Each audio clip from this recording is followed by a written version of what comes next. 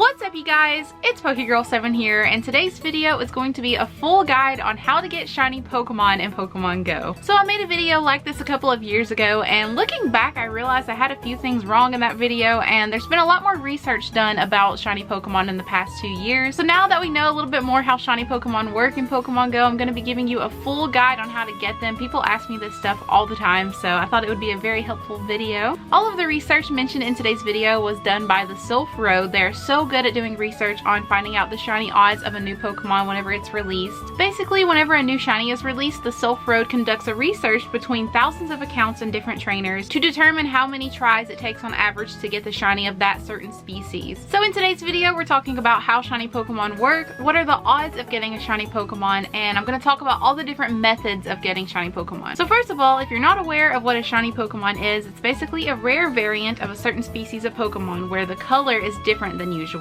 Shiny Pokemon exist in the main series Pokemon games as well, all the way back to Gen 2, so they've been around for a really long time and they're very sought after and well loved in the community. So there are tons of ways to get shiny Pokemon in Pokemon Go. So that's going to be in raids, eggs, in the wild, in field research, and research breakthrough boxes. Right now, not every single species can be found as shiny. Oftentimes a shiny is released for a certain Pokemon throughout different events. And one thing we've learned from the Sylph Road's research is that whenever the shiny rate is set for a species of Pokemon, it stays the same for that species no matter which method you use to get the shiny, unless there's a special event going on, which we're going to talk about. So on events like Community Day or Go Fest, Safari Zone, limited research days, there's a lot of different events like that that raise shiny rates for certain species just in the time window of the event, and then they go back to normal. So whenever a shiny form is released for a certain species of Pokemon, it gets a set shiny rate. Typically this rate is 1 in 450, so this doesn't mean you're guaranteed to get a shiny Pokemon in 450 tries,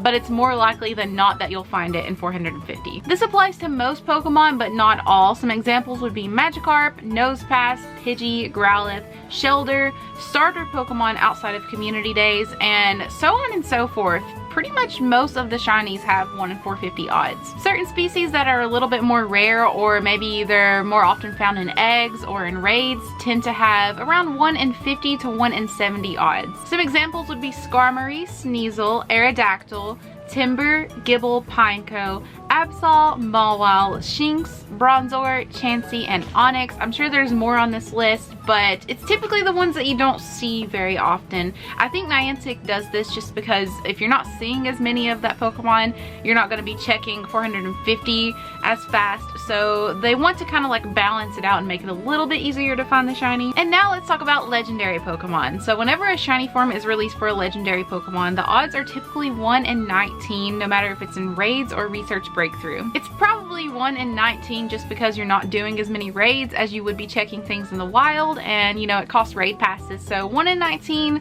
sort of levels it out, makes it more fair for players. My biggest mistake in the last video I made like this is that I said that certain species of Pokemon had different rates depending on the method that you hunt them, and that is false. I can't believe I used to think that.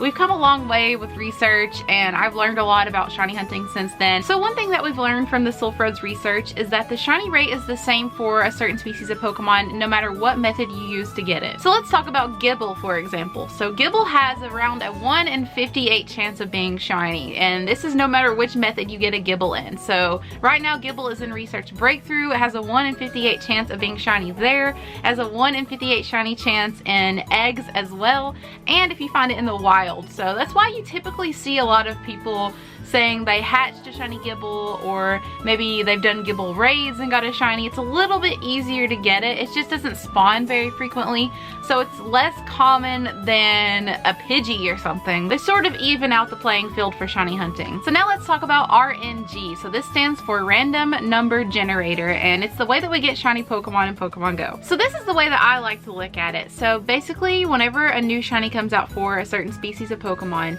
you're given a hidden number that you're not aware of for that species. So whenever you click on this species in the wild, if it has the matching hidden number for your account, it'll be shiny for you. This is why whenever you encounter a shiny Pokemon and you run away from it, when you tap on it again, it's still going to be shiny because it doesn't change. It still has that hidden number that matches your account. Now this is completely random, hence the name random number generator, and you have no idea whenever this is going to happen to you. Sometimes it can happen really fast. So that's why we like to look at shiny odds, to give you sort of an idea of how long it's going to take you to find a shiny, but you're not guaranteed, like I said before. So let's use the 1 in 450 odds as an example. So let's say a shiny that has 1 in 450 odds is released, like Growlithe.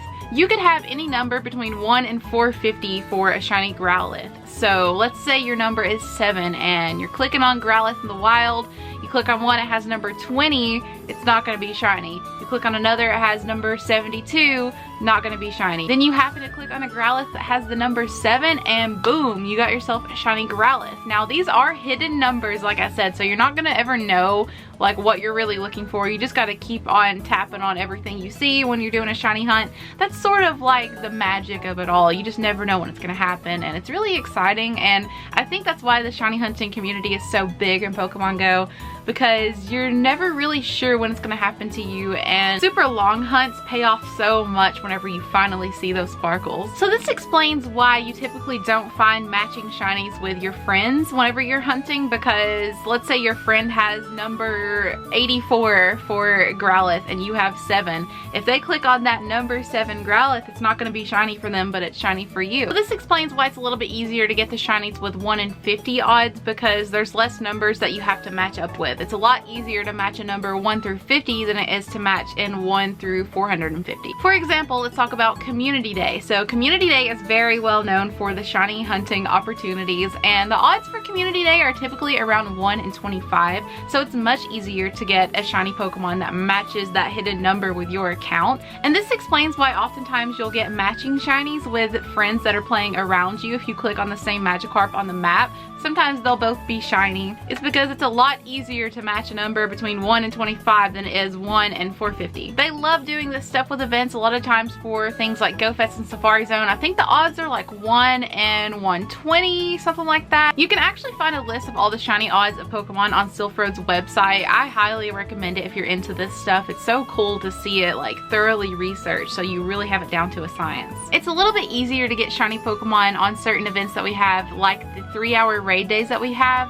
We've had them for Lickitung, Alolan Marowak, a lot of different legendary Pokemon like the Kanto birds and the Johto legendary beast. The odds for those raid days have been determined to be 1 in 10, so it's much easier to get those shinies on those days. So always participate in those if you're interested in the shiny, because it really pays off. We also have the limited research days. We've had them for Phoebus and Clamperl and Minccino and a few different things, and those odds have been determined to be 1 in 10 as well. So you're most likely to get one if you do at least 10 research tasks. Moral of the story is shiny Pokemon are completely random, and the best way to get them is to hunt for them. You can't really do anything else. Just try every single method of finding shiny Pokemon, and I will honestly tell you guys, so many shinies are out in Pokemon Go these days that if you're grinding for just a couple of hours, you're bound to find 1 or 2 shinies. It's pretty crazy if you're dedicated enough, but then again, sometimes you're playing all day and you don't get anything, because that's just RNG for you. Sometimes you're at the mercy of the RNG and it doesn't always work, but the more you play and the more you hunt, the better your chances of finding a shiny Pokemon. So I feel like there's a little bit of beauty in that, because your dedication pays off. Sometimes it takes longer than others, but once it does, it's such a good feeling. So if you guys want a list of all the Pokemon that can currently be shiny in Pokemon Go, check out leakduck.com. He always keeps up with every shiny that is released. He has a list of every single shiny, so you never are in the dark about what's shiny and what's not, because you don't want to be wasting your time clicking on things or doing raids for things that can't be shiny if your main goal is shiny hunting. So make sure you keep up to date with his website. It's great. I highly recommend it. I even check it sometimes for myself, because these days it's hard to keep up with what's out and what's not. And yeah, that's how to get shiny Pokemon in Pokemon Go. I'm so thankful for the Silphroad and all of the research, and I'm glad that I know more about how shiny Pokemon work. And I hope this video helps some people out, but I guess I'm gonna go ahead and wrap up this video right here. So thank you so much for watching. If you enjoyed it, make sure you smash that like button. Hit subscribe if you're new to the channel to join my Gengar gang, and I will see you all in the next video. Bye!